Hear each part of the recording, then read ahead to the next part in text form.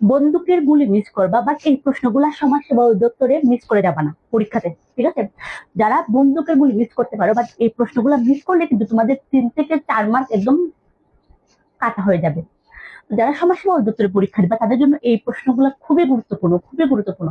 এটা সমাজসেবা অধিদপ্তর রিলেটেড প্রশ্ন। হ্যাঁ, তারা কি করবা, এই প্রশ্নগুলো মিস করবা, 4 থেকে 5 মার্ক শেষ। তো দেখি আমরা প্রথম প্রশ্নটা কি বলছে। সমাজসেবা কোন মন্ত্রণালয়ের অধীনে? সমাজসেবা কোন মন্ত্রণালয়ের অধীনে? এটা কি হবে? সমাজ কল্যাণ মন্ত্রণালয়। দেখি হবে সমাজ কল্যাণ মন্ত্রণালয়। আমার মুখে মুখে তোমরা বলো, ঠিক আছে?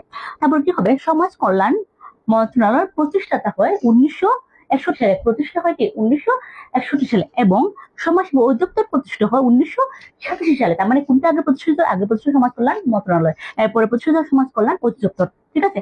তো এটার বর্তমান স্লোগান কি? এটা বর্তমান স্লোগান হচ্ছে কি সেবা ও কি সমাজ কল্যাণ আমাদের অঙ্গীকার। এটা কি হবে? সেবা ও সমাজ কল্যাণ আমাদের অঙ্গীকার। বর্তমান এটা কি? বর্তমান এটার স্লোগান, ঠিক আছে? তো সমাজ কল্যাণ মন্ত্রণালয় কি প্রধানকে কি বলে? প্রধানকে কি বলা হয়? মহাপরিচালক। সমাজ কল্যাণ মন্ত্রণালয়ের প্রধানকে, যিনি হেড, ওনাকে কি বলা হয়? ওনাকে বলা হয় কি? মহাপরিচালক।